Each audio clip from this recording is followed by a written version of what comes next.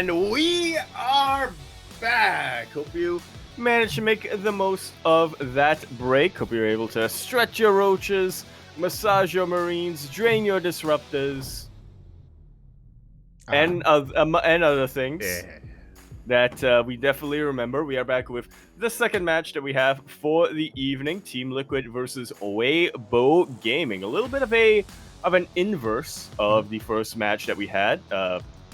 Starlight Twinkle versus Berserker Esports. Those were two teams that were kind of towards the bottom and were facing both not making it to the playoffs and potentially being relegated. But on the flip side now, Team Liquid and Weibo Gaming, they're almost assured to make it out. And we're going to kick it off immediately, apparently, here in the bottom left-hand corner of the map, starting all the way in the bottom left. We have a blue Terror player coming over from Korea, represents for Team Liquid. It's Cure. And in the top right, we have for Weibo Gaming, Hero. As we are settling in for those that are curious, CranKy Gaming is no longer a thing. They were acquired by Weibo Gaming a month ago or so, around a month ago at this point, and have since changed the name. And yeah, in the lead up to EWC, we have lost our DKZ. Just when I was getting used to calling them that. Feels bad, man. You don't know what you've lost until it's gone. Yeah. We used to have a dragon and an electric lightning bolt coming down, and now we have an eye. Is that an eye? We have an eye that is... It looks like an eye. It's like an eye with Wi-Fi? Is that what that is? Yeah. What else would it be? Could be an egg, I guess. It could be an egg. Could be an egg. Could be a drone. With Wi-Fi. Like a worker. Or Bluetooth. Yeah, sure. It's not the Bluetooth signal, but okay. Oh, it could be a probe. Yeah. Hey. Yeah, but then why does it have paint? But then why is it painted with... Does it have that decal? It's an eye. Or an egg. There you go. But then again, there are two pupils in that... Or two irises in that pupil, so... It could just be like an anime eye. Like, you know how it's got like a... It could! Like the sheen on it. Oh, yeah, and it sparkles. Like a tuna.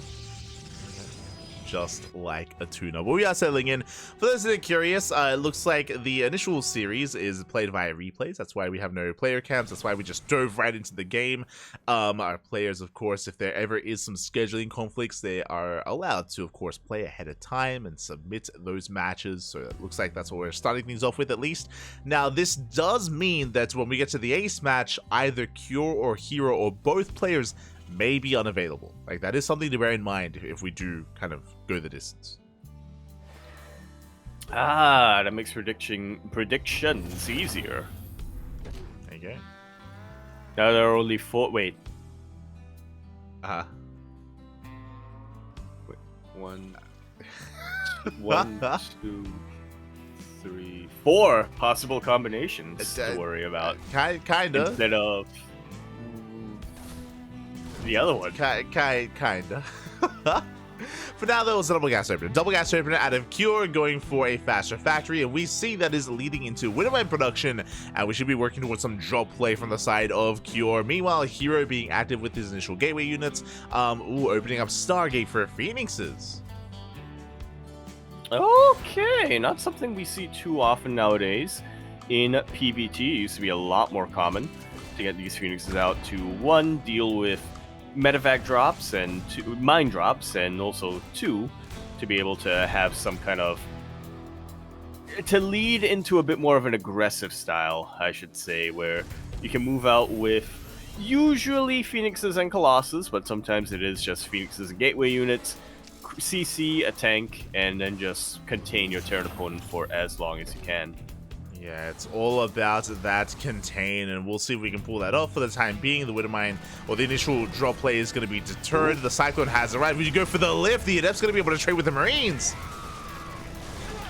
And just like that, Hero takes a nice little trade, a nice little lead in the early game. Meanwhile, we do have the 2 Adepts shading into the mineral line once more. Unfortunately, we don't have Game Heart, so we can't really keep track of how many SCVs went down, but it's quite a lot. Hero is now up 8 workers against Cure. That was smooth, by the way. I don't know if you noticed, but Hero, he came in, he lifted the Cyclone, cleaned up most of those Marines, pulled away with the Phoenix just before it went down as well, despite the lock-on. So very clutch micro there out of Hero, able to get the most out of his units, and now he's moving in once again with the Phoenixes. Looking to get even more damage done, could even camp the production. Oh, and it's poor Viking. Forced to lift as well. You don't often see a lifted Viking from the Phoenixes, but they will bring it down. The lock-on is real, though. We shut down one of the Phoenixes at the same time. Drop moves out across the map. Do we have enough to defend? Oh, we don't actually have that much on the ground. We have a shield, but we've got no units. Yeah, the rest of the Phoenixes here, or the majority of Hero's army, are across the map. A couple of boys forced to be pulled and forced to be used in the line of defense, and it does help a little bit, but yeah, unfortunately we can't quite see how many probes went down over there for Hero. Cure has just about clawed his way back here. Those Marines are trapped, by the way. They are. No, they can take a long way. No, they can't, because there's no... Yeah. There's a mineral wall. Medevac went down. The Marines are going to be stuck on the other side, and here we go. Hero pushing on forward, shuts down the first Cyclone, does go for the lift, and will go for the second lift as well. Here, he's in some trouble. Yeah, Viking gonna try to do as much as it can, which is not a whole lot. GG is called, and Hero takes a very quick game number 1. GG. Very decisive. A very intense game 1 there at a Hero. Just hyper aggression with what little he had.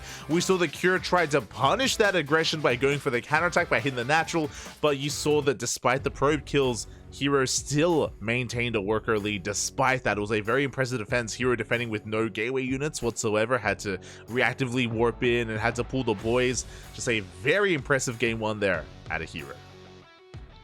That it was. You know, we saw the Phoenixes getting produced, and immediately my mind thought, okay, Hero wants to be aggressive this time. As we loaded the post over here in the top right corner, we have a blue Terror player for Team Liquid. It's Cure. And in the bottom left we have, for Weibo Gaming, it is Hero. Yeah, so as I was saying, you know, Phoenix openings tend to be a little bit more aggressive here in PvT, but I was not expecting Hero to just go from 0 to 11 at the snap of a finger. Usually when we see the Protoss player move out with this, it's with Colossus, or at the very least with Immortals or something like that, but Hero said, no. I'm confident in my control. I'm confident that I can just CC my way to victory. Cure, he is a Cyclone boy ever since the last patch, ever since the Cyclone patch. Cure has fully embraced that, and I don't think he's let go of it just yet. Yeah. To be honest, Ben, it doesn't take much to counter those Cyclones if your unit control is on point, which it absolutely was here for Hero. Yeah, and I mean, Cure, I don't blame him. He went for a very standard follow-up, right? Despite seeing the Stargate opener, he went Cyclone and Viking. But the problem was that he was just picked away early on, right? He was bleeding out too many Marines, he was bleeding out too many Cyclones with his push as well, and things very quickly escalated out of control. And even though Hero didn't have much of an army, it was still more than what Cure had remaining. So yeah, just a very intense game 1 there. And Hero, he's rushing into the gold. He's crazy. This is the Hero we've been missing so dearly in ESL Open Cup Asia these past couple of weeks. The Hero that just has zero chill whatsoever, and will just do, I don't want to say random stuff, but very in-your-face builds. It's important that you bring that up because Hero, he has been missing these past 2 weeks, I would say. Basically, post-DreamHack Dallas, we haven't seen him much in ESL Open Cup Asia. We've been missing him in KSL as well, right? In the absence of Hero, it's been Classic winning KSLs instead. And it feels a little bit weird. It feels like we're missing a part of the Korean scene without Hero. And even here, you know, forced to play via replays. But it's great to see him back and still clearly very much so in form. Yeah. Still very much so informed, still very much, missing that part of his brain that tells him to chill out, calm down. Yeah, I'm curious if, Hero is unavailable for these weeklies nowadays, or if he's just, taking EWC as seriously as possible, right? Like, is he intentionally just playing his little broadcasted matches to be able to prepare for the Esports World Cup? as it is the World Finals. And yeah, I'm curious how he's approaching this. I know that players like Cyril, of course, had been playing these online weeklies. Raynor's been playing less and less he's in the military, well. so Yeah, true. But like Raynor's playing less and less as well. So yeah, I wouldn't be surprised if that is a bit of a factor. yeah, I wouldn't be surprised either. I feel like there was a weird period of time where players just kind of stopped caring about hiding their builds and not playing in broadcasted matches. Thank you, Zest, True. for that. But it seems like we are kind of going back to that very intense competition competitive mindset that we used to have. Yeah, it does seem to be the case. Meanwhile, Widowmine does waddle in. We do pull away in time. Second Widowmine going to be burrowing here in the middle line, and it looks like once again, Hero does pull away. Very crisp control from our Korean Brodos, bleeding out 2 workers. It looks like we don't deny any mining here at the gold, or not as much as we would have liked. And this gold base is about to kick in, as we did open up once again with Phoenixes. That we did. I feel like it's important to point out, we are on post-youth, but this was actually Cure's map pick. I would have expected this from Hero, but Cure has something planned, and my eyes are glued to him right now to figure out what that is. There you go. And also shout out to Kuro in the chat. Again, Hero does have his own Discord server, and it looks like he did announce to his fans that he is intentionally just playing in less weekly tournaments for EWC. Ah, there we go. Yeah. Information Fairy once again saving our hides. It's really cool to hear. Really cool to hear that is kind of the case, and you know that's why Hero has been a little bit less active in these online weeklies, just because he's hiding his preparation. Meanwhile, Widowmines are waddling in once again, and we shut down the Phoenix. Oh, it barely does escape, barely does get back home, but the Widowmines are cleaned up. Just like so.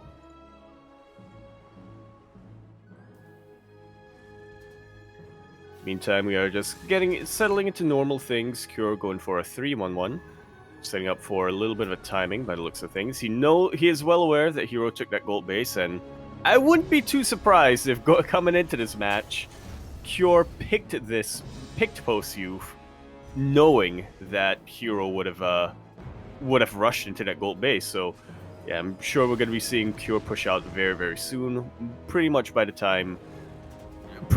before Stim finishes up, or just before Stim finishes up. Yeah, Cure, he's building up towards that Stim timing, as you mentioned. Until then, Hero is maintaining control and containing his opponents, just parked right outside the main of the natural to get eyes and to slow down any kind of move out. Liberator moving out across the map. Now, this Lib ideally will be forcing the Phoenixes back home to defend. That will create an opening for Cure, but alas, the Liberator is found out. Yeah, we'll get pounced on by this pack of Phoenixes. Ouch. Yeah, impressive stuff here out of Hero to be able to catch that Liberator, once again still containing Cure. Hero does not have to turn back around. Behind this, we have the Robo done. The Bay is on the way. We're getting towards Colossus production. Yes, like so. Hero even pushing out with his Phoenixes, taking out a Viking. He's going to be chilling out right outside the base here of Cure. I think he has figured out that, yeah, Cure, he's looking to push out as soon as possible. Hero's priority right now is to slow that down as much as he can. If possible, maybe take out a tank or two, which, hey, it's definitely on the table when you have this many Phoenixes out. It definitely is, as we do see Cure just amassing up his own bio ball. Does have the tank on the low ground as well. Phoenix is trying to catch reinforcements, but Cure doesn't bleed anything out. He doesn't expose himself, as he is committed to his push. Yeah, this tank pretty much hugging the Marines. If ever a Phoenix decides to try to lift it, they're going to be in for a tough time. Yeah, so tank does siege, laying siege upon the middle line, is within range, and you can see that Hero just cannot quite engage, not yet. Big volley's going to be going off, shield battery will top off the army, you do have an overcharge available as well. Ooh. And we're going for the dive. Yeah, Cure doing a very delicate dance right now. Doesn't want to abandon his tank too much, otherwise it's going to be a sitting duck here for these Phoenixes. Phoenixes instead going to go for these bio reinforcements. We'll pick a couple of them off, but will get picked off as well. But the tank ends up uber exposed and will get taken out by the gateway units. Yeah, the tank is left exposed again. Cure just pulled left and right, and a very patient play out of Hero. Despite the tank being in position, despite big volleys going off, Hero, he waited for the Colossus to pop out first. He bought his time, and with that, just was able to dismantle that push, dismantle the army, and Hero holds. Just like so. And now it's on Cure to scramble for a second push, because a couple of volleys did go off. He was able to pick off a couple of units here and there. Didn't lose too much in his army, which is a very scary thought right now for Hero. But at the same time, Hero's economy has been untouched. He got away with that gold base first. Yeah. He is still mining from it, and now he's getting his hybrid base. Cure is about to get outscaled. Exactly, that gold base is really coming into play. It looks like one Phoenix did go down to the Widow Mines, so nicely positioned Widow Mines here out of Cure, able to maintain his position at the third at least, as another Widow Mine shot doesn't quite go off, but here he's just building up his Colossus, working towards +1 armor and a tank, actually, extend the lance and charge as well. Yeah, and this is probably the worst possible time to push out with a drop here, as Cure... This Protoss army's right outside the door. I love the use of the Haluked probes to try to take out the Widow Mines or force the Widow Mines away. Cure dives back in with his drop, so he will have forces in position. Yeah, thankfully he does race back home with that drop, but alas, Widow Mines are getting picked up one after the other. Big mine shot goes off. Nice connection here onto the main army, and Hero will retreat. He will back off, but alas, he at least keeps Cure pinned back at home. He denies the drop play. Just like so. And once again, Hero's getting away with what's one level ahead of murder. He's getting away with tax fraud right now, as he is just mining so much more than Cure. It also makes more sense because because it's his income. Yeah, is worse than murder. True. As we are looking to just take advantage of Cure here with that map control, just take more bases, just taking more workers or more of an economic lead. Now, Cure has built up towards Ghost. He has a lot of EMPs available, so he can take a fight. As long as the EMPs are on point, we can clean up this Protoss army. So Hero has respected. He has to take care here in how he engages. Yeah, it's a pretty beefy army, but once these Zealots are dealt with, if, like you said, he can nail a couple of EMPs, these Colossus aren't going to have much of a buffer remaining. It's super important right now for Hero to make sure that his Colossus are in the background. Yeah, we focus on the Vikings one after the other. Cure being forced back. He cleaned up all the Zealots, but what about the Colossus? Yeah, Cure's kiting so well, but now he's out of room to fall back to. And with that, the Bio army slowly but surely just goes down. GG is called, and Hero will take that series 2-0. GG, well played. Hero will take the 2-0 here and will take a massive lead for himself and for his team. Very impressive play here at Hero, and despite it being Cure's map pick, Hero took full advantage of post-youth, rushing into the goal base, maintaining map control, and yeah, just really impressive stuff there out of Hero. Cure had to have known that that's what Hero was gonna do, right? This was his map pick, and it did look like he was building up towards that initial push to try to shut down the gold and try to force Hero back. Best case scenario, leave him on a one base economy, but hey, I guess that's not really something you can count on against a player like Hero, who does take the gold base so often that he's got it down to a science. He's got defending it down to a science.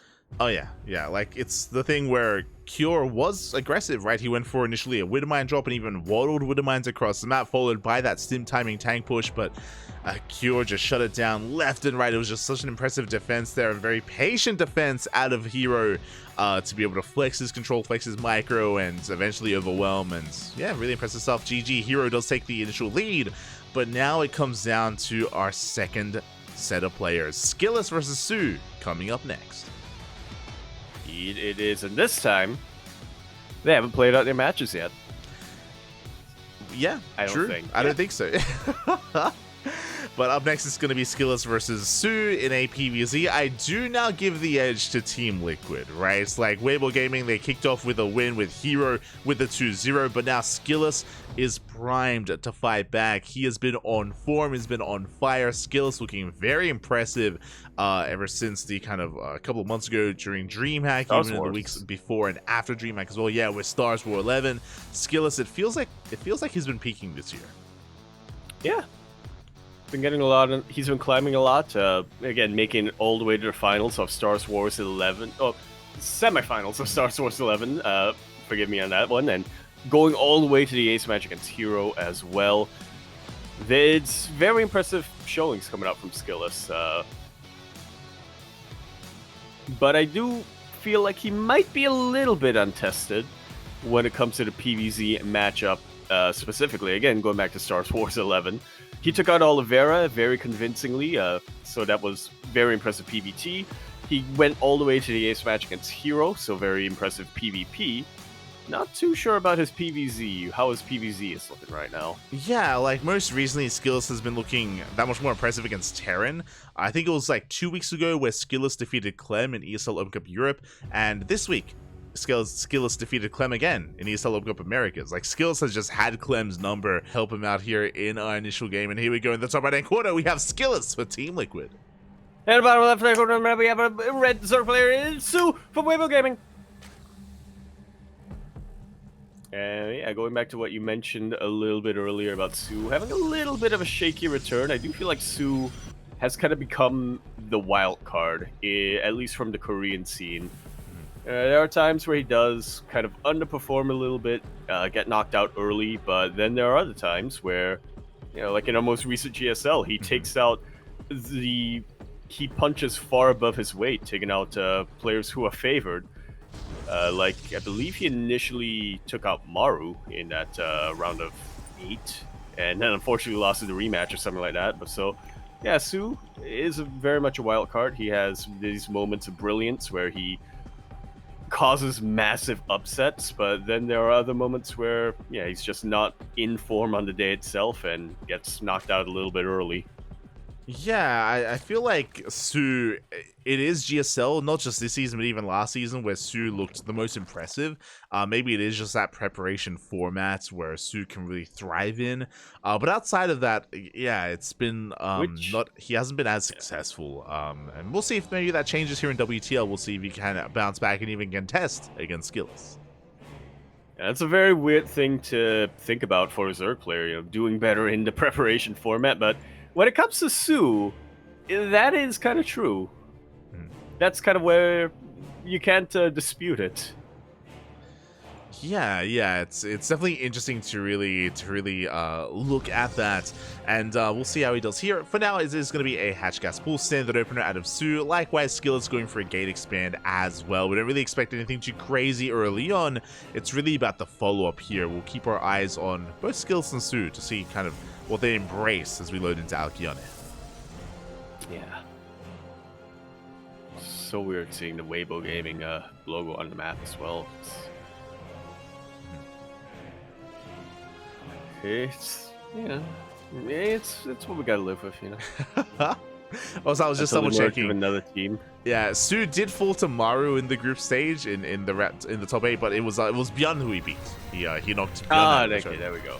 I knew it was a Terran player. Yeah, because he had nothing but Terran opponents. He did. Surrounded by the Terran. But now here he is against the Protoss, and we have our tech of choice. Going to be a Stargate opener from SKillous. Again, no surprises here. Should be Stargate into Oracles, into a third base. You know, SKillous doing all things Protoss for the time being. For the time being, at least. Yeah, for the time being. But for the time yet to be, we are gonna get... I made a mistake because I was like, yes, in the future. We can't. I can't predict that. Your wording gymnastics kind of like messed you up as well. Like you like tangled your brain a little bit there. Like you're like, wait a minute, what am I saying right now? Am I talking future or am I talking past? God. And if I'm talking future, why am I talking future? Because he's not in WTL. True. And not anymore. Yeah, That is true. that is true. Or just in general. So just Right. I miss Bang Tae-soo. Bang Tae-soo, bang Tae-soo. As we do shade in towards the main base, 3 drones going to be going down for the time being. 1 adept did 4, but that's not a bad trade. 1 adept for 3 workers is a little bit more ideal for the Protoss, as we're hitting the field with the 2nd Oracle. 3rd Oracle's in production as we speak, as SKillous takes the 3rd base, and Su doesn't really have much to punish a 3rd. Su is droning, Su is not making lings, so he's taking more defensive stance here. Yeah, just hanging back and trying to get into that very comfortable 3 base economy before making any major tech commitments by the looks of things. Is just going to be droning up as heavily as he can. We do get 3 more workers, but we do defend our mineral lines for the most part. The oracles are going to be fended off. Lings will threaten the expansion, but again, we have plenty at home to defend. SKillous should be keeping his third base safe and sound. And now we have the follow-up. It's going to be a Twilight Council and a Forge.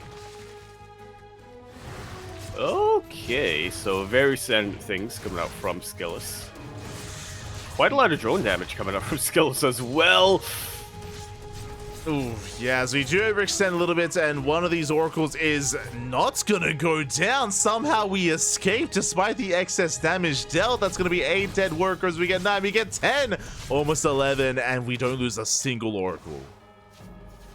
Oh boy. Things are looking from bad to worse here for Su. SKillous also taking advantage of that cheeky little position where it's literally impossible for melee units to engage. Yeah, that is a brutal position there, and with that, SKillous will maintain control of the center of the map. We have Overlord speed on the way for Su. Additional gases, Roach Warren as well. I'm curious if Su is going to be doubling down here with Roach Queen, or if we try to recover economically, as SKillous is looking solid coming into the mid game. Oh yeah. Just getting into it very, very comfortably. Is able to disrupt so much of Su's build. He's even getting even more drone damage. Oh my god, the oracles, they escape! They're so low. All 3 of them are deep in the red, but that is still alive. They regenerate their shields. They have 5 drones. They back the hell off. Adepts, they still got more damage done. And SKillous is on fire right now. I mean, in the back line, we do see Blink still on the way in +1. I'm curious, is Su going to drone up, or do we commit to an all-in? Roach speed is completed, and yep, we're going for the German taxi. Yeah, drop lords are in play, or I guess in this case we can't really call it a German taxi, considering Su's hair. It'll be more of the Soul Motorbike Club. There you go. We are, regardless, we're going to be zooming across the map. Here we go. The Overlords are loaded up. Roaches are going to be amassing. Lings as well. Su is completely all in. So even though Su is taking a lot of damage, if SKillous is too greedy, if he doesn't respect this enough, then SKillous could still fall. Yeah, but that's definitely a big if, as SKillous, we can see, is throwing out a ton of shield batteries outside his third base location. He is doing everything he can to try slow down the advance of Su with these Blink Stalkers. Really nice Blink control coming out from SKillous. Yeah, here we go. Nice control here. We do pull mag. We chip away at the Roaches, chip away at the Lings. Cannons, shield batteries, and stasis traps are finishing up in the back line. We are more than prepared here at the 3rd. And so now Su is pulling back. He's trying to force SKillous off of Elmosic Creep, off of shield battery range. But SKillous ain't taking the bait. Yeah, he doesn't take the bait. Stasis Trap does go off on the Lings. More Roaches going to be bleeding off. And the problem here is that Su is still completely all in. There's no turning back. Not from this. Not at this stage of the game. I say that. Su now makes a wave of drones. That's a sign that Su doesn't believe that he can break his opponents. I don't blame him. Yeah, his opponent's looking very, very solid, and Su just doesn't have enough force behind the swing to really knock him down. SKillous also getting away with a fourth base. If Su had eyes on that, I'm sure he would pivot immediately to try to take that out, and at the very least he'd be able to catch back up, or at the very least he would be able to even things out a little bit, but he doesn't have eyes on that. He has absolutely no clue what's going on. So instead, he's yeah, just kind of struggling here in the middle of the map. I mean, even if he saw the base, I don't think he'd stop it. I mean, I'll be honest, I don't know if he can really contest against it as SKillous. He's diving on the main army, being aggressive, fighting outside his shield battle range. The Immortal has arrived, and we're trading well here. The roaches are falling one after the other. The main army of Su is being broken. Yeah, SKillous has so much supply. He just blinks on forward on top of the Zerg army, completely wipes it out. He has Zealots across the map, taking out bases as well. GG's called. SKillous takes a very commanding game number 1. GG, well played. SKillous sipping on that tea, question mark. Yeah. But yeah, honestly, like no big reaction to SKillous, looking pretty cool, calm and collected. But that was some powerful play. Yeah, just takes a little sip, like, you know, just another day at the office, you know? Exactly. Just a very solid game there from SKillous. Again, he looked terrifying. The Adept harassed, the Oracle harassed as well. Su just could not keep up, not with SKillous, not throughout any of that game. And Su was forced into the all-in, but SKillous was more than prepared. Despite all the shield batteries and cannons, honestly, SKillous didn't even need them. He was just so on top of that army. Yeah, on top of that army, above that army even. Right towards the end there, and he just had so much supply to spare as well. Just goes to show how quickly the... Well, I would say just goes to show how quickly the early game can snowball, but Su also decided to go for the all-in, so... Yeah, we shall see. I'm only now realizing that that is a Dragon Kaizi shirt. Yeah, it's green for some reason. It is green for some reason, but he does have the DKZ logo on it, so do appreciate that he is repping at least his previous team. I'm sure that that the players will be getting a Weibo jersey for EWC, I would imagine. Yeah, if not, then they'll have to share with one of the League of Legends boys. Oh, and yeah, I'm assuming Weibo has a League of Legends team. They might not. Yeah, do they have... Is there going to be League at EWC? Is that a thing? Is that... I think so. Okay, there you go. Because I remember Game of Say only had Dota, right? Yeah, I think so as well. But here we go. We're diving into our next game. And in the bottom left-hand corner, we have SKillous for Team Liquid. And in the top right, in the top right, we have a red Zerg player for Weibo Gaming. It's Su. Let's go. So again, just really solid play there at his skills. Again, you spoke about how like Su had to embrace the all-in, but again, he was kind of forced into it just because he had taken so many losses. A macro game was nigh impossible there from Su, but now it is Su's map pick. We're loading into post-youth, and with this map, we have the hybrid base, we have a goal base as well. Su does have the potential to get an economic lead here on this map and try to leverage it. Yeah. And we should see what he does with all of that economy. We did see earlier in the previous match, Cham versus Gongfu Banda. Cham just took full use of the hybrid base, grabbed the gold base as well, and then just went with a whole bunch of Baneling run-bys to try to cripple Gongfu Banda, and it worked out for him, but I'm not sure if Su is as inclined to do the same here, especially against a player like SKillous, who is far more active and aggressive than a player like Gongfu Banda, who is a little bit more focused on defensive play. Yeah, exactly, right? It's like, even if Su were to take the gold, I'm sure SKillous will be all over that and all over Su to deny it, to punish it. We'll see how Su adapts here, especially after game one. He's now gotten a better feel for the kind of play that SKillous is bringing to the table. Su is now a little bit more aware, and he can acclimate to his opponent, and keep up the pace, I should say. Yeah.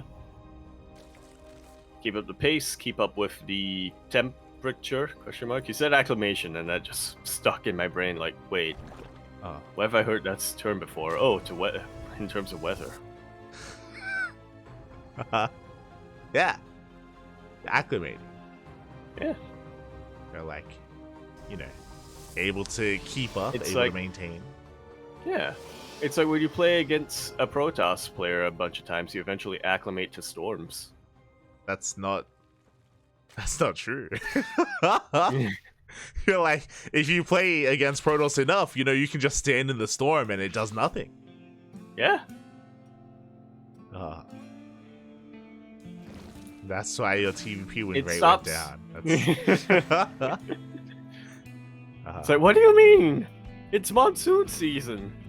I'm used to this. I should be used to this. You know what? I'm used to it. That doesn't mean my Marines are. They are weak. They need more massages. They need to live in Singapore. Is really what we're getting at. As for now, first attempt does shade in towards the main. Is not going to get too much done. Scouts our opponent, making sure no additional gases. We'll threaten the workers and may get a drone. For now, nice control out of Su. Does pull away. Yeah, this time doesn't lose a single drone. But we'll see if that changes once the oracles come into play. SKillous, if it ain't broke, don't meddle with it. So he is just doing very similar things to game number 1. Adepts, oracles, and eventually blink stalkers. Well, I say eventually blink stalkers. That previous game on El Keone kind of ended before SKillous really got into his mid-game form. Yeah, exactly. It did just kind of end in the lead up to that because of the failed all-in. But as you mentioned, I'm sure we're going to be headed in the same direction. Here we go. Twilight Council's on the way. Actually, this Twilight Council was earlier. This is before the base is even halfway done. More gates are on the way. This could be the beginnings of Glaive Adepts. Yeah, that's what it's looking like. No Forge, no Robo, but we do have that earlier Twilight Council, as you mentioned, so this can only go one of 2 ways, either Glaive Adepts or one of 3 ways. I was gonna say either Glaive Adepts or early blink, but I guess technically there are some charge all-ins you can do, but yes, yeah, I don't think that's where SKillous is gonna go with this. Yeah, there are charge builds, definitely, but yeah, with early blink with these gateways on the way, it looks like SKillous may go for a 3-base all-in. For now, he's focused on as many workers as he can. Oh, the Oracle takes some extra hits. That's going to be 4 drone kills so far. But basically, because Blink is so fast, it means that SKillous can be very active very early on, be in the face of Su, and then follow this up with a gateway explosion and go for like an 8-gate 3-base all-in. I'm curious if that's going to be the plan for SKillous. The reason why I say all-in is because we avoid the Forge and we avoid upgrades. Which are really just a waste of resources when you could just get more units out in the map. When you're going all in, those upgrades, they pay off eventually, but if you're going all in, you're not waiting for eventually. Yeah, like, man, you don't need upgrades when you pull the boys. That's true. Yeah, they don't benefit from upgrades, so why even get them? Exactly. Well, I think they benefit from armor, but they don't benefit from weapons, because they have no weapons. They only have tools. They only have drills. They only have... I don't really know what probes use. Tasers. They only have drills. They only have tasers. They only have jaws, which technically are also weapons, but they're weapons when Zergling... In the case of Zerglings, but they're not weapons in the case of drones? Question mark? Do they like nibble away at the mineral patches? Is that how they mine? They like bite off? I'm pretty sure that's what it is, right? Yeah. Okay. Yeah, mandibles. Yeah. As a Link Rabbi does slip into the mineral line, but we have a shield battery, we have an overcharge available if need be. At the same time, we spoke about the early aggression from SKillous, and he does deny the 4th base. Very good pick off already, and he's going to keep on pushing forward. Do we have enough to defend? As we skipped the Roach one. No, we didn't skip the Roach one. We did skip Roaches. We have mainly Ling Hydra to defend, which is a very squishy army, to say the least. This will eventually pay off for Su if it goes unscouted, but there is a pretty massive window here for SKillous to really punish this this tech greed coming out from Su. Yeah, as Roaches are now amassing, Ling Rabbi does force a defensive warp in, but really the goal here for SKillous is to knock down that center base. Meanwhile, it's a little bit late, but we are following this up with Glaive Adepts. Yeah, against Hydras. I mean, it makes sense. It's gonna. I mean, it can work well, but you don't. You often see charge as they follow up instead. So interesting choice here from SKillous. Does poke in, is chipping away those Hydras as we speak. Expensive losses for Su, but he's barely holding on to the 4th base. It looks like it may just be able to finish in time, but is he going to be ready for the follow-up? Yeah, that's what we're about to find out. Not a lot of queens in position, I'm now realizing. So, yeah, not a lot of transfuse potential for Su either. And a lot of transfuse. Roach is getting picked off as we speak as well. Glaive's about to finish. +1 on the horizon. Stasis Trap does get baited by the Lings. Yeah, and with that, SKillous is forced to retreat. can't quite go toe-to-toe with this massive Zerg army without that Stasis Ward to try to cut it in half.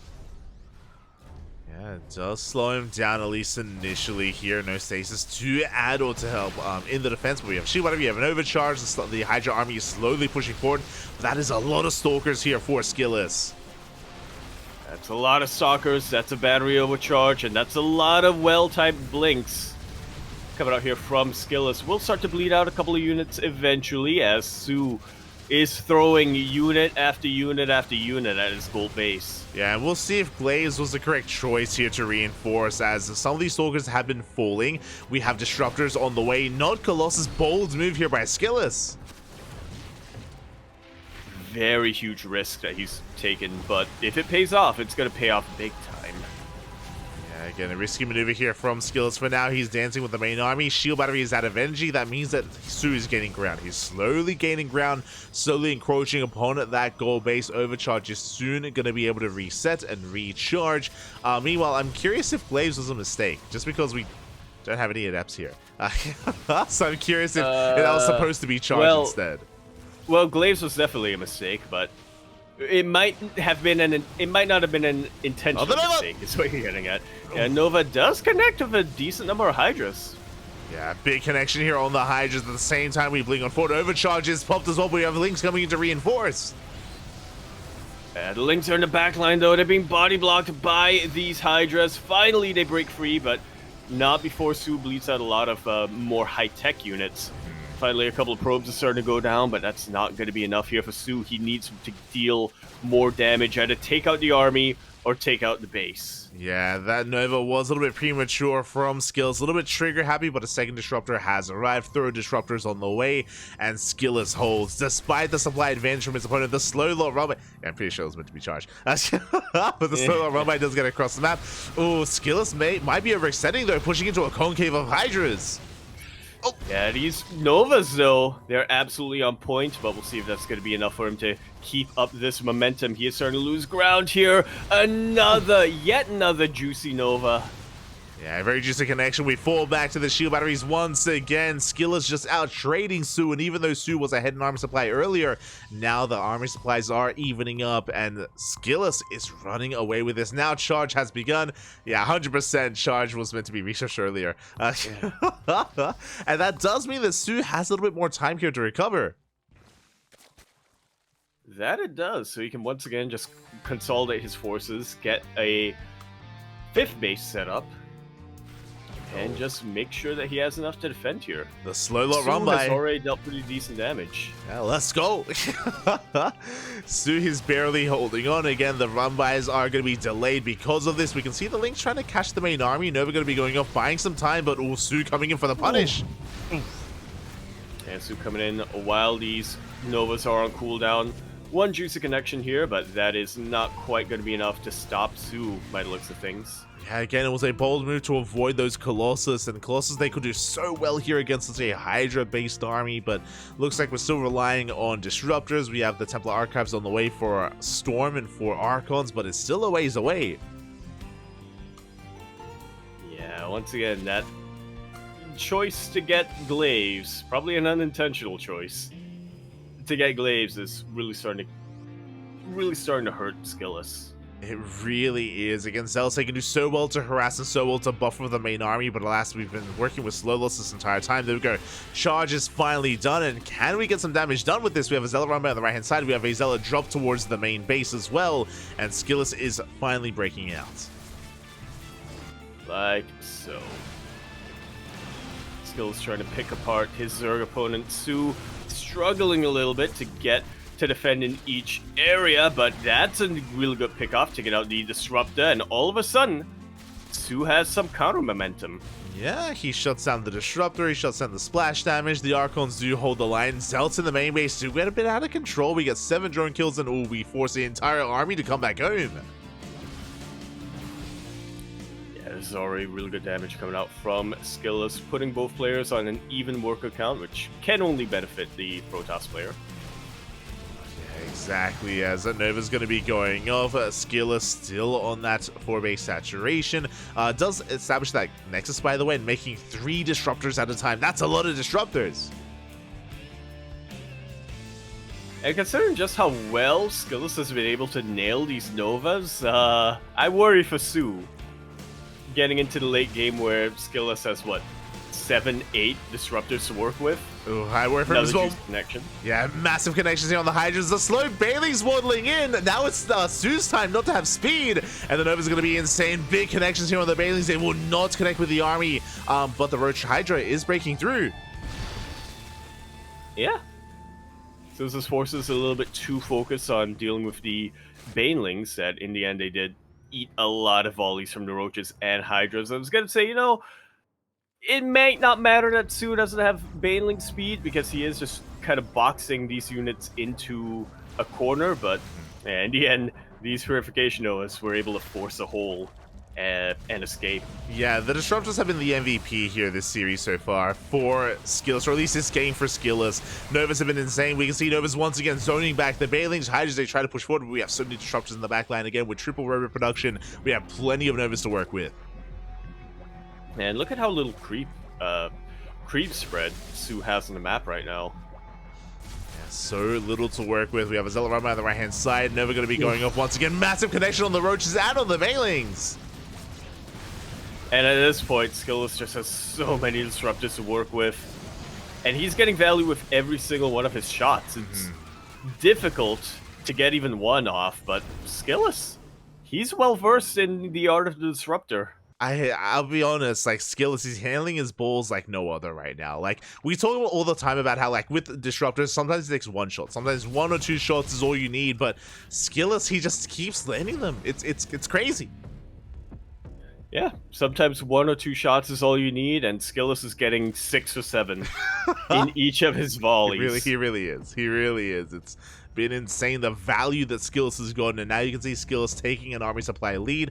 Massive Baneling run by setup. I believe SKillous has no eyes on this, so there's potential for economic damage towards the 4th. What about the main armies though? As the Ling Hydra still trying to collapse on in. Oh! Third base mineral line will completely croak. SKillous finally taking a lot of economic damage, but he still has a massive, beefy army that I don't think Su can really contest against. Yeah, has the Ling Bane rolling on forward. 17 probes they go down. The Nova's going to be connecting. This time only grazes the Hydras. No massive connection yet. And SKillous is going to be that much more committed. But again, Su just doesn't really have an economy himself. We've been kind of touching on it a little bit here, but Su has never really gotten a handle of his own drone count here. Just stuck sub 60 workers the entire game.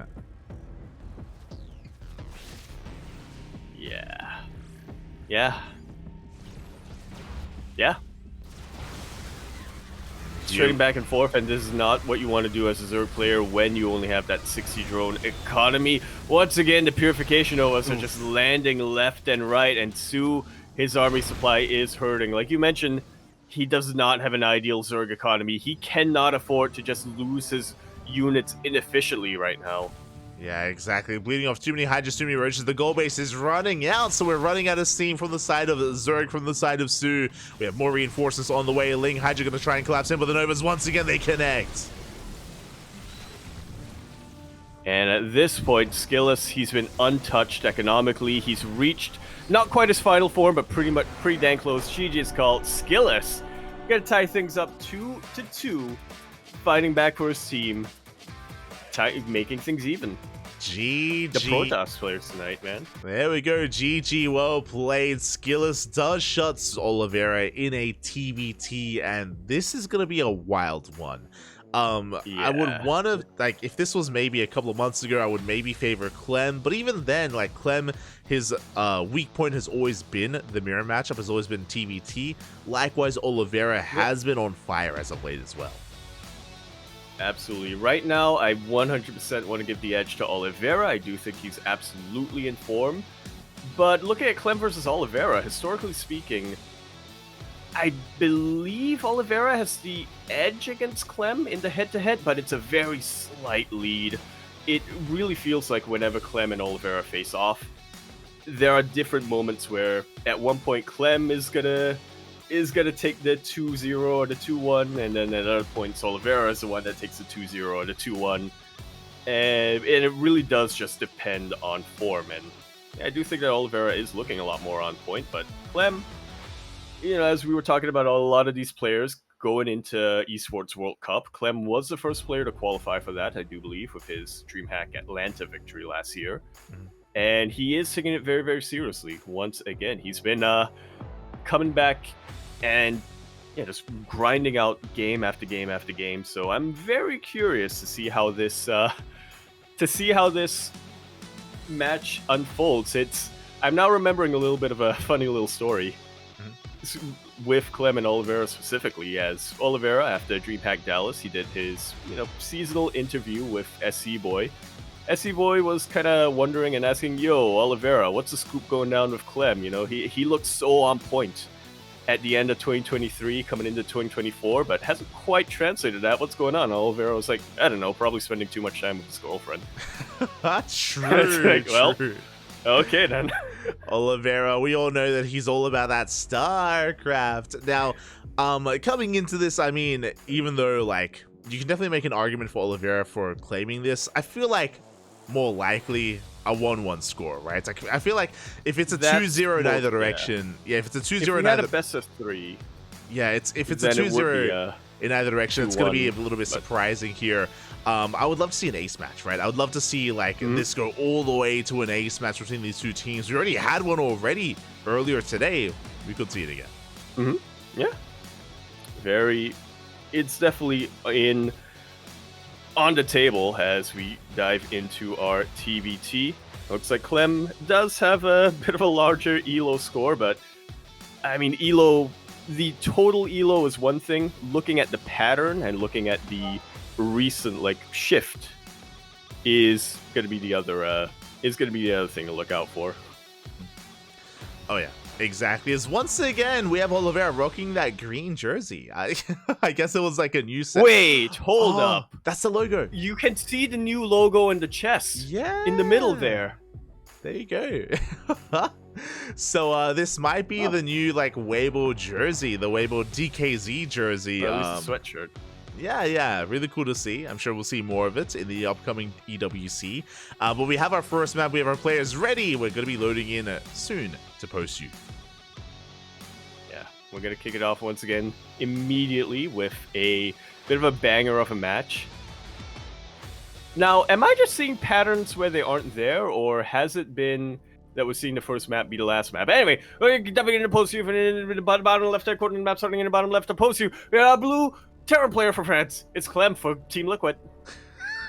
In the top right, we have for Weibo Gaming, it is Oliveira. Here we go. And yeah, you're right. That happened earlier, if you remember, with Oceanborn, where we ended the best of 2 with Oceanborn, and then we dove back in with the starting map as well. So it's been a bit of a trend, a bit of a pattern that's been happening tonight. Yeah. You're not seeing things. I feel like this evening we've seen the most post-youth of anything we've casted. Really. Of any broadcast that we've casted. We're seeing a lot of post-youth tonight, and I, for one, support it. I wish we saw a little bit more Dynasty, maybe a little bit of Crimson Court, but if we're forcing players onto post-youth, and then also our players are choosing post-youth, I can get behind that. Yeah, it's refreshing. It is refreshing just because it is one of the most vetoed maps in the map pool, so we do always love to embrace it. Meanwhile, interesting build so far. Clem opening up with a 2-axe Reaper build back at home. For those that are curious, this is designed to shut down a proxy, so if Oliveira had gone for a proxy 2-axe, then Clem would have the ideal setup to shut it down. So an interesting start here. We can see Oliveira did just go for a standard economic opener, and this tells me that Clem can now turn his more defensive opener into a bit of a more aggressive build instead. Yeah, he's got options. It's very versatile. Oh yeah. Is going to be versatile here, as we do have our CC on the way for Oliveira. As I did mention, Oliveira has the economic advantage. Meanwhile, Clem will have additional Reapers. If Oliveira moves out of the map with his first Reaper, and if he gets caught, that could just end the game. Things can very quickly escalate out of control. Oliveira has to be very careful with his first couple of units, and has to make sure he maintains himself to survive and to defend. Yeah, he's opening up very safe here, only with a single Reaper, and then immediately afterwards switches into Marine production. Factory about to finish up as well. So yeah, if Oliveira is ever in a spot of trouble, he can start producing those Hellions. He can start countering those Reapers Clem is about to throw his way. Clem actually not going to be fully committing to the Reapers, which is probably the smart choice. Yeah, he makes additional Reapers, dips into the main base. We shoot first, and Oliveira will shut this army down. The first Reaper does fall, the other will barely get away, so it even trade 1-to-1. And we will settle into a longer game. Again, because of Oliveira's start, he will have the faster base and the faster income. So a slight lead here for Oliveira, but the Reapers will get into the middle line. Yeah, Hellion gonna completely shut this down, however. I have to ask, which server are we playing on? That's a good question. Usually when it's Europe versus Korea, it alternates. Game 1 US West, Game 2 US Central is usually how it goes. Ah, I see. Yeah, because you can definitely see here in the movement of Clem, a couple of moves being thrown down that seem slightly delayed, and I have to imagine that it's ping coming into play with that Reaper control. Yeah, could definitely come into play. I mean, the Reapers get shut down, so Oliveira will take the early advantage. Meanwhile, behind this, we can see Clem rushing into Stim, actually. Interesting. Going to be playing a much more bio-heavy style. Indeed, Oliveira playing it out, continuing to keep things safe, not immediately switching gears and getting ready for a counterattack or anything like that. I say that, it's one medevac moving across the map, and I'm looking at the mini-map because... yeah, there are no units to meet that medevac. Yeah, Oliveira is just going for a scout. It's a bit of a fake out here, but he's going for a scout across the map with his initial medevac, trying to get a read on what's going on while he keeps everything back at home, and we'll get eyes on the continued marine production and the initial cyclone as well. Yeah.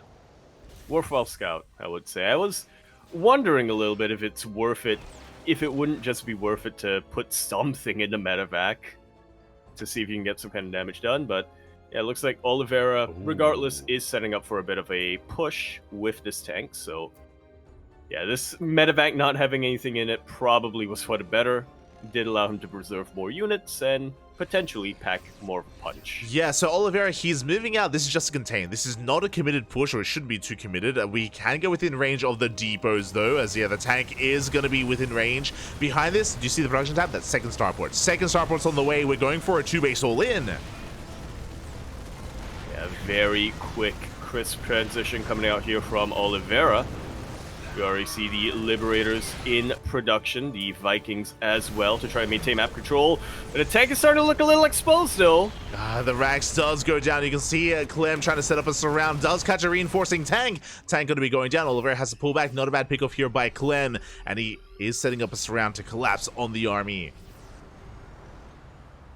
Just one little full surround stim did finish up for him as well. Doesn't have combat shield, so Marines are going to be a little bit vulnerable.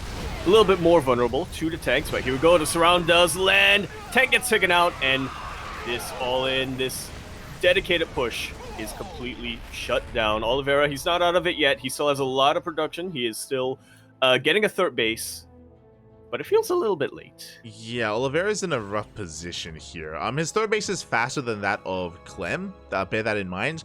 But Oliveira, his goal was to reinforce with all these Vikings and Liberators. And now he has a bunch of units that he can't really make use of, at least not head-on. Going for some harassment, we have Liberator towards the main, we have Vikings towards the right-hand side. But at the same time, Clem is pushing right down mid. Yeah, I was going to say, you don't want to underestimate landed Vikings and how quickly they can shred through a mineral line, but looks like Clem is looking to reciprocate that damage as well. There's nothing back home! Yeah, there's nothing back home. These Vikings going to be able to deny mining time at the same time, though. Clem pushing up the ramp into tank range. Yeah, very well placed tank over there for Oliveira. Clem forced back quite a lot, and he doesn't have any Vikings. He doesn't have a way to really chase back that Liberator or anything. These Vikings are absolutely going ham in the base of Clem. He's so badly supply blocked. Yeah, the supply block is brutal. No reinforcements, forced to throw down the high yield supply depot, and he will eventually force this back with that 6 SCVs. That's denied mining time. Remember, Oliveira already had the faster third command center on the way, and he does take a slight worker lead. Yeah, seems slight, but in a mirror matchup, it can make all of the difference. Now, I do kind of appreciate this from Clem. He didn't panic with this move out. He didn't try to race back home to defend, so he is still going to be able to contain Oliveira for a little while here on 2 bases. Yeah, it does So even contain... though... Oh! Yeah, third CC is spotted. We catch more SCVs. We delay the land as well, so not a bad pick up here with the name mining, I should say. Vikings, they go to town. They go toe to toe with these Marines. We'll get the hell out of here, but the Vikings, for the most part, will make it out. Yeah. So even though Clem was a little bit later to get his third base, he will be the first to land it and will be able to make use of it a little bit quicker. Yes, we almost get another Viking. We can see Oliveira landing his own third CC, also on location. Clem is still active on the map. He's still parked outside of the natural and the main, so we cannot quite saturate the bases yet, but eventually Oliveira should be able to break out. Eventually, as he's still just building up his army and building up his libs. Yeah, looking to go for a little surround that, much like what Clem did to him earlier on hot pickup on the tanks to keep him alive. Will barely maintain himself as Oliveira can now finally break free, expand, take his third base. Still quite back and forth between our players. I mean, Clem should be able to pull back without losing too much here. Thankfully, he doesn't overextend. Ooh. That he does not. Very decisive maneuver there to just stim backwards and try to keep this army at bay. Almost did catch some of those Vikings. At the same time, you can see Clem setting up a double drop towards the main base. I believe unscattered for the time being, as Clem does split up his army. Tanks are getting in position, but the main base is a bit more exposed. Yeah, we do have a missile turret, but that's what the Vikings are for. The Vikings will tank the missile shots and allow the rest of the army to land. Yeah, Oliveira, he does respond in time. We'll be able to siege up that Liberator. Collapse on top of the tanks. The tanks will be cleaned up. At the same time, though, Clem is pushing in on the right-hand side. Yeah, but there are reinforcements here to meet him. So Oliveira will finally be able to mine from that third. Can mine from it. So far, we're just calming things down. We're stabilizing and getting into our mid-game here. Oliveira does have a slight upgrade lead as he's working on 2-2. You say slight, this is very significant. Clem only now throwing down that armory. Yeah. So his own upgrades are going to be very delayed. Yeah, exactly. It does take a bit of fight here as we just barely did not have enough bio, so Clem does hold the line. Unfortunately, 2-2 not kicking in yet, but as you mentioned, there's a timing, right? There's going to be a window, there's going to be an upgrade timing available for Oliveira. Before that, though, our upgrades are even, and Clem does hold his own. Yeah. Very quick to siege, and very quick to keep the rest of his bio alive. Clem really wants these drops to do something. He's been taking a lot of damage earlier on in this game, so I can't say I blame him too much, but it might be better. He might be better off calming things down and just trying to out-macro Oliveira from here. Yeah, but the pressure is on, and he does feel it. He's going for the triple drop in towards the main base. Is that one turret in position, but only the one turret, so we can actually break through. At the same time, Oliveira going for the same drop as well, also into the main. Yeah, I tell you, one turret is better than 0 turrets, or a larger number than 0 turrets. Yeah, the E-base on top also... of that, we even have the Liberator in position. Yeah, the E-base are also exposed, but we still want forward. We clean up the tanks of Clem. At the same time, Clem will do the same to Oliveira, but alas, Oliveira did shut down a Rax, did disable, did delay some of the production. Both players losing an even amount of workers, but Oliveira does manage to get out of the main. Yeah, he preserves more of his army, and that army is going to get better and better and better as time goes on, as he is going to be taking that upgrade lead that you mentioned. Yeah, 2-2 is kicking in, and on the horizon, we're still a ways away for Clem. We'll see if Oliveira does make use of that timing, or if we just settle down and get into a longer game, as Oliveira is taking a fourth. Yeah, slowly but surely. Oliveira taking a very strong economic lead, and yeah, once again, the pressure is on Clem to try to slow this down. Pressure is on. 3-3 about to start up. We have our bases getting up and running. The game is going to be calming down a little bit here, and even though Oliveira does have a lead, whether it's with upgrades, whether it's his economy, or even size of the army, like Oliveira is ahead, but the reality is in TVT, it's a little bit different here. It's very much so all about positional play. You can be down in supply, down in the game, but still take a fight and snowball things in your own favor. Exactly. You can be winning until you lose. There you go. True. That's CVT. Smurge. That is TBT. As Oliveira is being active, getting eyes on the 4th, bearing in mind that Oliveira's upper base and there is still no 4th CC from Clem.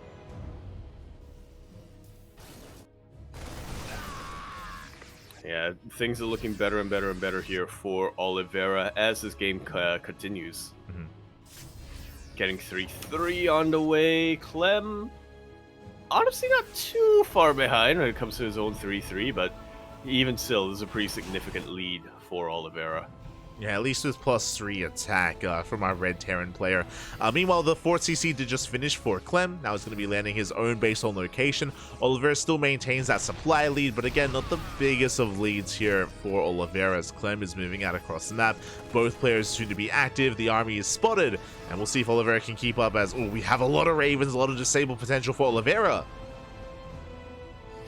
Yeah, a lot of Ravens, a lot of disable, a lot of high ground air control as well.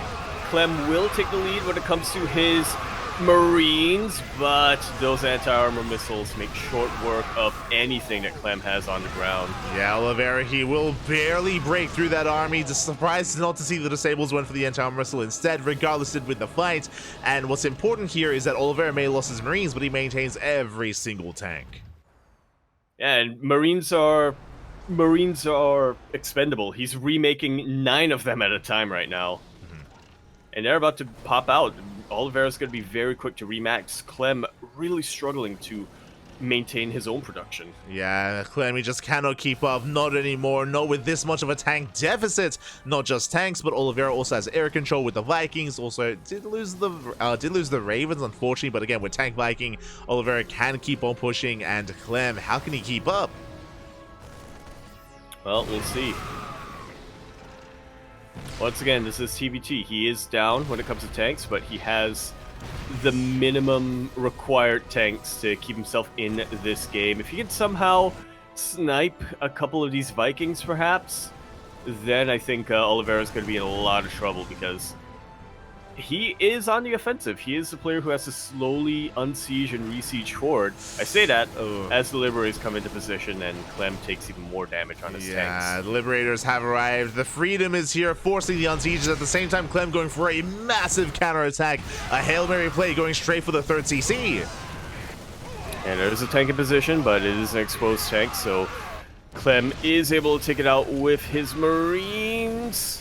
SCV's starting to go down, but looking at Oliveira's army, it's just looking so huge, solid, potent. I mean, it's just not going to get knocked down. What's terrifying here is that Oliveira just lost 20 SCVs and we're even in workers.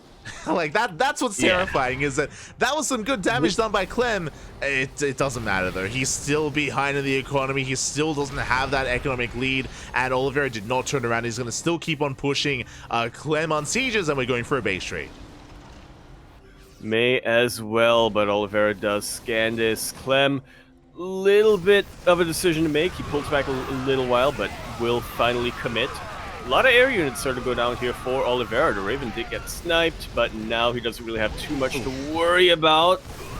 Clem with that Marine lead, but that doesn't really mean anything when your opponent has this many siege tanks and this many Vikings to keep you from going for a Marine bomb. Yeah, it does take down the Liberator, but as you mentioned, we just go for the dive, we go for the drop on top of the tanks. Back at home, Oliveira, he maintains his position. He's on a 5-base setup. GG gets called, and Oliveira will take game number 1. Just like so. GG. Nicely done here from Oliveira. Much more patient play coming out from him. Much more,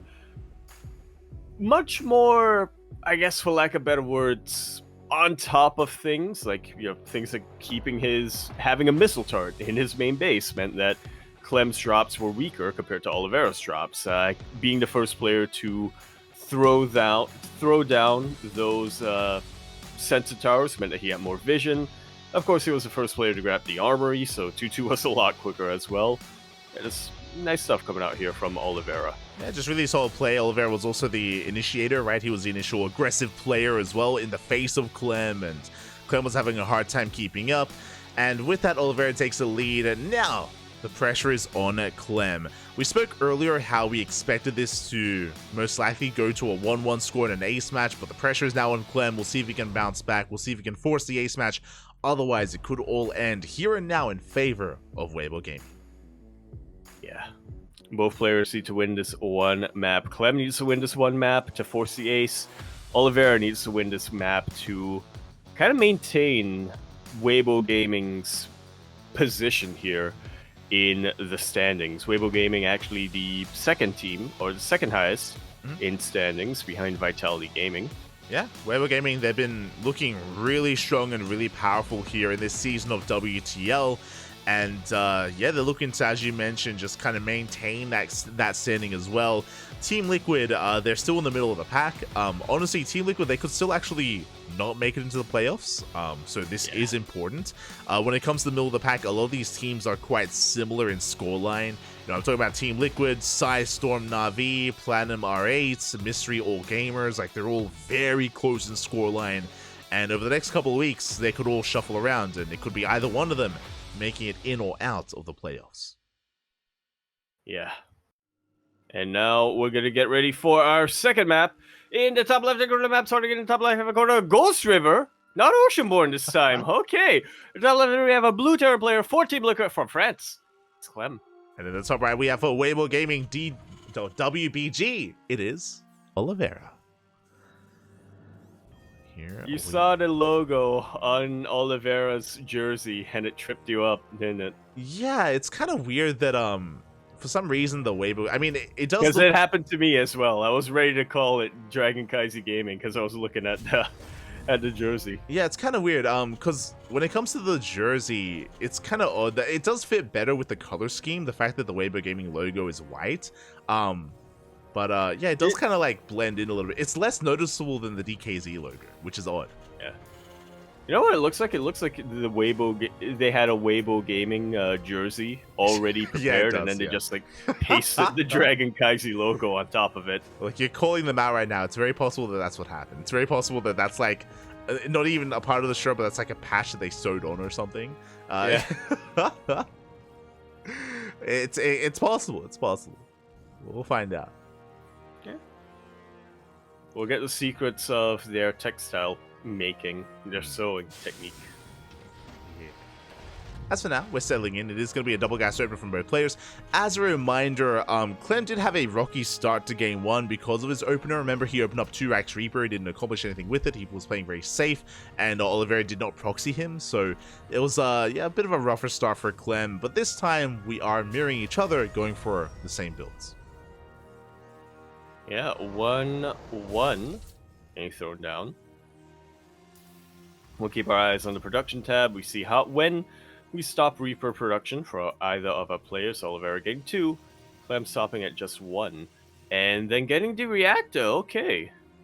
Yeah, so with this, we could be going into Reacted Reaper Hellion from the side of Clem. We'll keep an eye on him.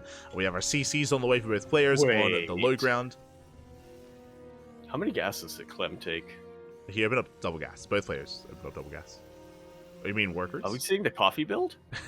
we could be. Yeah, that's a cyclone. Never mind. Yeah, never mind. It is going to be a cyclone, not a Hellion from Clem, unfortunately. But we are going to be settling in, and we do have our divergence here, where Oliveira is going Reaper Hellion, and Clem is not. Yeah. I guess it makes more sense for Oliveira to do something more coffee aligned. Yeah, with this, Oliveira can be a little more active and a little more aggressive. He has a little dive potential with the Reaper Hellion. Meanwhile, Clem is taking a more defensive stance with the Marines and with the Cyclone instead. If Oliveira can somehow catch the Cyclone, then we can try to rush into like a mineral line and get some economic damage. We'll see, as the pressure is going to be a little bit more on Oliveira, as he's going to be the active player. Yeah, we'll see how he can get done here with his, I was going to say Reapers and Hellion, but he's only moving out with the Sigil Hellion for the time being. Yeah, he's testing the waters, trying to get a feel for what's going on. Does run into the main army, he's going to be shut down, but does at least confirm the Marines and the Cyclone production is aware that there are no Reapers from the side of Clem. That felt personal from Clem. You know, sending the army out into the middle of the map to deal with that, you can tell that This is his first rodeo on Ghost River. Yeah, as he's going to be reinforcing with the reinforcing medevac as well. Going to be pushing forward to Oliveira. Can we maintain ourselves? The boys are going to have to be pulled with this. I'll see how many end up going down. Reaper is unfortunately not the best unit to deal against Cyclones, so yeah, all of them will fall, as well as 6 SCVs. Yeah, 6 SCVs going to be going down. Very nice juggling out of Clem. Does maintain his Cyclones and dropping once again. Trading as best he can, trading as efficiently as possible, flexing his micro, flexing his control before being forced out. And even though he doesn't kill Oliveira, he does take a worker lead. Yeah. Which is not something to scoff at in this early game of TVT. I know Oliveira has mules, but, you know, so does Clem. Yeah, exactly. As we do see Oliveira throw down the third CC. He's the first to expand, first to throw it down. We'll keep an eye on Clem to see his own third CC timing, as for now we're just working on our tank production and both players are working towards their Ravens. Yeah, very, very standard things are coming out from our Terran players this time. Yeah, as we see, there it is. Second starport on the way. Clem going for a Juanito, going for a 2-base all-in. We saw that Oliveira was trying to do this build as well in the previous game, but was denied it because his initial army got surrounded. But the goal here is to get into an abundance of Vikings and to go for Liberators to support. So Clem is doubling down. May as well. Oliveira, none the wiser, grabbing that third base. Oh no, I think Clem got a third base, but he's just not saturated. Yeah, third CC is on the way for Oliveira, and we'll see if he's a little bit too greedy. For now, he's maintaining his army and has yet to realize what's going on. We'll see if Oliveira will catch wind of this, as there's not really too much opportunity to scout. Clem doing an amazing job so far, just keeping it hidden, going for a drop as well, keeping Oliveira busy. Like so.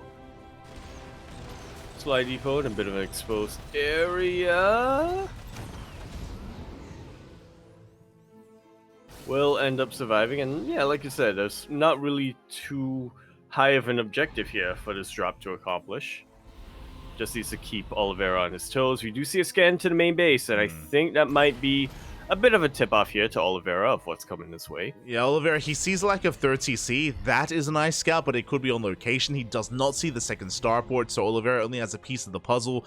And here we go. Clem has arrived with his Mass Viking. There's a Liberator in production as well, as we did mention. The goal here for Clem is to get map control, to get air control, and to lay siege with that Lib. Well, you know what to say. First you get the map, or first you control the map, then you control the game, then you control. Yeah, there we go, as we have to pull the boys. Big disables here on every single tank. Nicely done here by Oliveira. Oh, but it is going to cost him every single SCV. Yeah, I mean, he takes out 2 out of these 4 tanks, but like I said, 20 SCVs going down is not a good number at all. GG's called. Clem gonna take that game, gonna take that map, and force the ace match here for Team Liquid. A very powerful 2-base all-in there by Clem.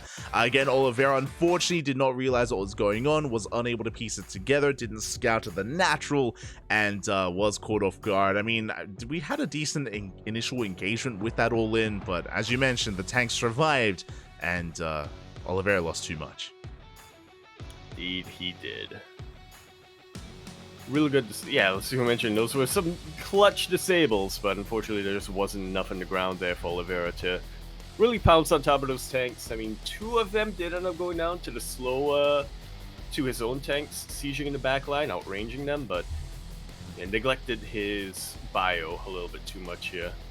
Yeah, and with that, we're going all the way to the ace match. More of an expected result here. Again, we did come into that previous series, expecting like a 1-1, and that's what we did embrace. But now, who is our ace player? I feel like I was gonna say I wouldn't be surprised to see something like Clem versus Hero, but remember, it's possible that Hero and Cure are not available because they did play via replays, so they may not be an option for their teams. Yeah, that should just be a rule at this point. Well, no, I guess that doesn't really make a lot of sense or a lot of fairness, but even still, I don't think we can assume that. I think it's probably safe to assume that Cure and Hero aren't gonna be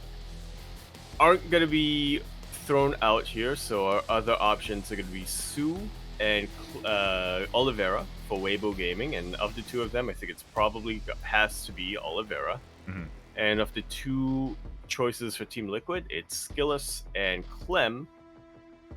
And I have to say, SKillous might be a safer choice. Do you see a rematch? But I think that Clem wants the rematch. I mean, I think Clem wants to come in and say, hey, let's settle this. It's not 1-1.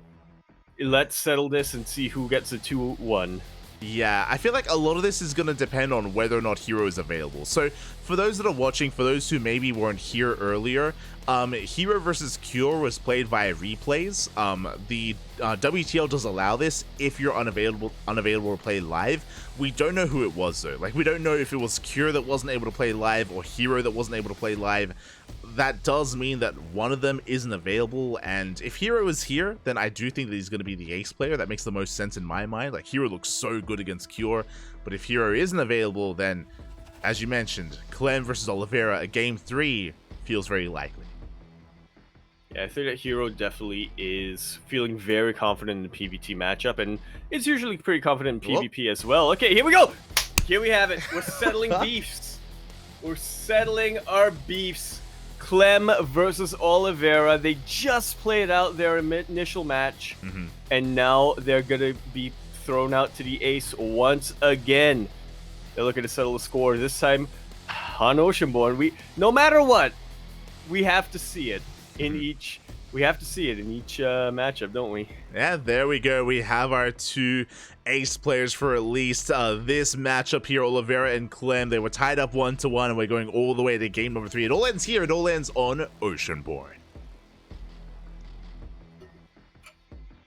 We thought we weren't going to see it. We thought that Clem had delivered us from Oceanborn into TVT, but no. Had to see it regardless. Oh, he called off the chair. Yeah, it looks like our players did ask for a small break here in preparation for this ace match. I mean, it all comes down to this. It all comes down to one final game, a best of one between these two players. And it could go either way, to be honest. I mean, it's going to be difficult to call. Both players were hyper aggressive in their own respective games.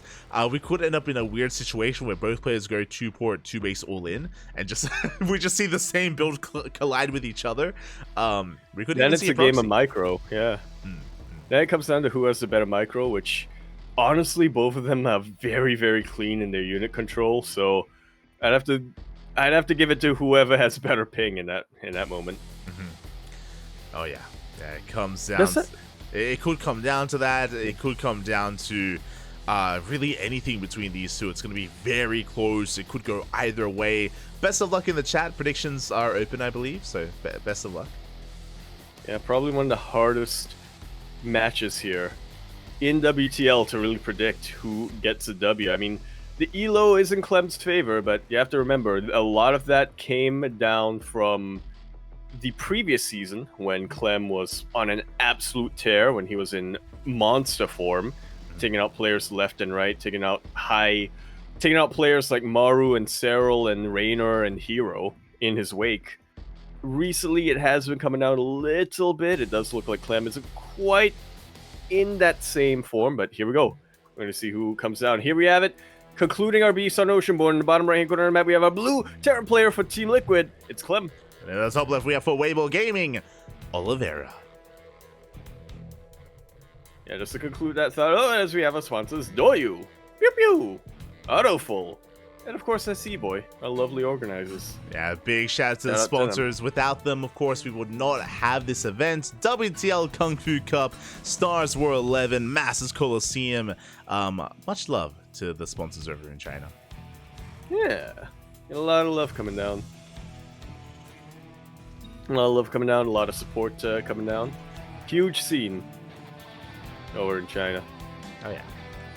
Do love to see it, and we'll keep an eye on our players. Okay, so far no SCV out on the map, so we're not opening up with a proxy. I was a little bit concerned that it could be a fast one here, but we're calming down. Double coffee is what I'm hoping for. Interesting. Okay, we do have a deviation. So Oliveira's opening up double gas. That's going to lead into a faster factory. Meanwhile, we can see here only one gas for Clem. Clem is setting up for a Rax Expand, a more economic opener out of our blue Terran player. Is that something you want to do in a best of one? Against a player as aggressive as Oliveira? We'll see. It's crazy. Clem possibly knowing something that we don't. I have to ask as well, since we're coming into our ace match, right? And typically, I'm not 100% on this, but I have to imagine that when it comes to server selection, it alternates US West, US Central, US West. Since Clem and Oliveira just played out their previous match, do we reset that? Or do we just go from there? I think it's West. I'm pretty sure. Okay. Oh. Yeah, I mean, I'm pretty sure it just alternates back and forth. But yeah, for now, we are just going to be settling in. As I did mention, Clem is going for the CC on the low ground, so he's going for the much more economic start. Meanwhile, Oliveira is going for a more tech-heavy opener with a faster factory, leading to a faster starport, and can lead into drop play. So we'll keep an eye on Oliveira, as he should be the initial aggressor. Yeah, I mean, he has to, right? He has to do something to try to slow down the presumptuousness of Clem here, thinking he can get away with a Rax Expand against him? Against me? You know who I am. Yeah, and I'm curious, we have a tech lab on the way. Are we setting up for an add-on swap? For now, we have our star put in production, of course, tech lab alongside it. We'll keep an eye on Oliveira. Likewise, Clem getting his CC up and running already on the low ground. Oh, that's an early tank. That's a very fast tank out of Oliveira. He wants to punish. He wants to punish, and Clem is it's gonna be a while before he can get his own tank up and running. I will say that if Oliveira is going to be waiting around for a medevac or anything like that, then Clem should be able to get the safety tank out in time. Obviously, it's going to depend a lot as well on how he positions that tank. Yeah, so Oliveira is going to be moving out with the tank drop. Going to be hyper aggressive here from Oliveira, and as you mentioned, because of the time it takes to get across the map to wait for the medevac, does mean that Clem has some extra time to make additional units. We can see the Cyclone on the way for Clem. He's going to have 2 Cyclones. My apologies, has a Cyclone already done. Again, the tech lab for that tank production. It's going to be a close hold here for Clem. We'll see if he can minimize his losses. If he can lock on to the medevac before it unloads its cargo, if these Marines can pounce on top of it as well, that is going to be ideal here for Clem.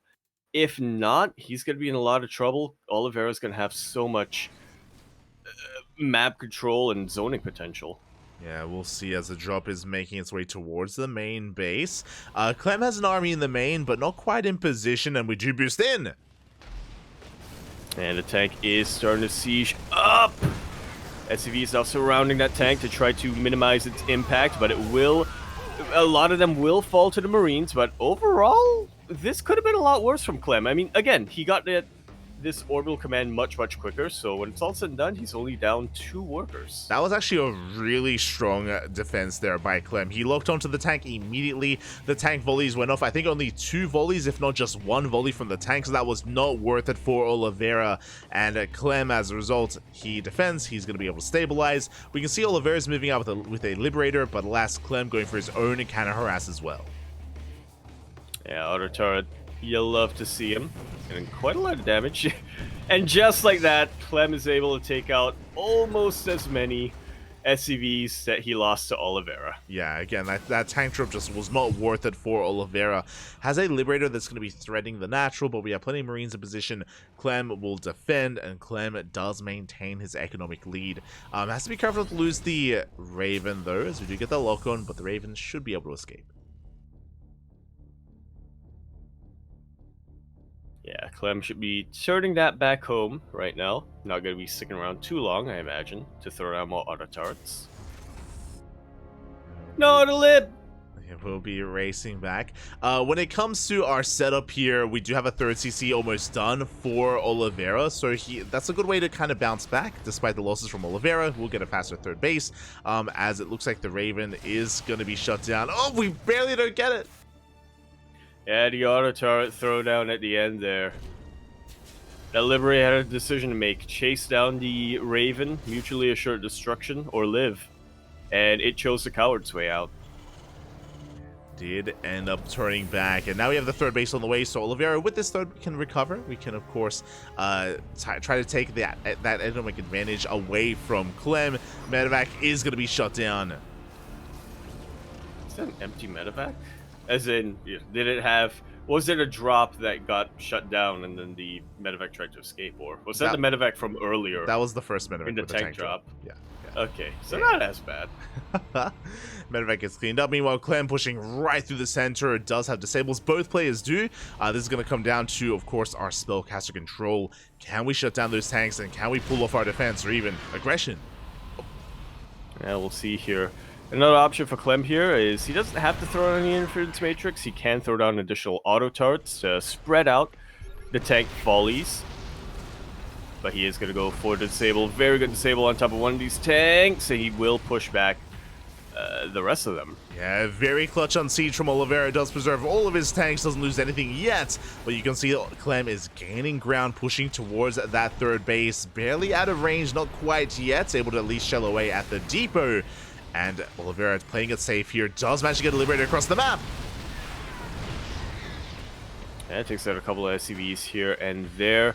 Raven's actually disabling a Viking rather than another Raven, so feels like a little bit of a waste of energy here. I mean, you say that doesn't mean that we have the higher Viking count, but here we go. Mass disable on the tanks. Clem is pushing forward. The boys have to be pulled. But it's not going to be enough. There are only 2 tanks here versus the 11 of Clem, and that is going to be all she wrote. GG is called. Clem will clutch things out here for Team Liquid.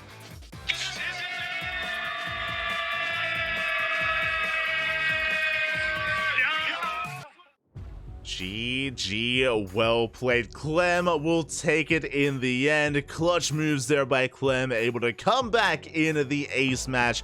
Oliveira just unfortunately did not have enough protection or buffer for his tanks. Had a decent tank line, but as we saw, once the disables went down, there was just nothing to maintain that army, and yeah, Clem just snowballed into a win. Likewise, we also spoke about the initial tank drop from Oliveira, which was lackluster, did not do enough damage, and yeah, because of that, we saw Oliveira trying to be greedy in the follow-up, was punished. He was punished very, very harshly for that. Very nicely done here. I gotta say, it really looks like Clem, he needed game number 1 as a bit of a wake-up, because after, he was making a couple of mistakes here and there, but game number 2, game number 3, absolutely tightened everything up. That was kind of the Clem that is kind of the form that we've come to expect from Clem. Oh yeah, I was worried for him after game 1, not gonna lie. yeah, you know, it was very back and forth, and this time Clem will take it. Team Liquid will take the win, and with that, that is the end of WTL Day 1. Yeah, we will have more of them tomorrow night. I do believe that with this victory, Team Liquid is not 100% confirmed for the playoffs, but yeah, something like 75% confirmed for the playoffs. Yeah, they're in a much better position. There's still a chance, Yeah, much better position here to make it into the playoffs. So a big win for Team Liquid, especially considering the standings that Weibo Gaming had coming into this. With that, we are going to be wrapping up here for our initial broadcast, but we're going to be back. I'm going to be back in 13 minutes with OSC King of the Hill. OSC King of the Hill is starting up momentarily here. Thank you so much, Yaku, for joining me tonight for WTL. Woo. Thank you. Appreciate it. It's glad to be here. Very, very close matches that we're getting. It just goes to show how seriously our players are taking it now that we're getting towards the end of the group stage. Oh, yeah. Yeah, exactly. It's all coming down. It's all coming to a head in a World Team League. If you guys are tuning in for the first time, if you want some more CranKy Duckling action, we have you covered over the weekend. Tomorrow we have Sea Duckling Open. We have more WTL throughout the next 3 days. We have Cheeseadelphia as well over the weekend. That is a big tournament happening in North America or in the Americas, and we will be one of, if not the, English stream for it. There we go. We're gonna get the Tyrant Bulls in the chamber. Yeah, there you go. So it's going to be a very long weekend here for us. We have like 2 broadcasts a day every single day. And as I just mentioned, we're going to be back in 10 or so minutes with OC King of the Hill. I do need a moment to set things up. So again, we're going to be going on a break. And when we return, we will have some more StarCraft. So if you are unsatiated, if you want some more StarCraft content, then we have you covered. Indeed, we shall. We'll see you then. We'll see you then. Until then, thanks for watching, everyone. Thanks for the support. Yaku, do you have anything you want to say before we head off for the night? Yes, but I forgot. See you guys in 10 minutes. Ciao. Bella.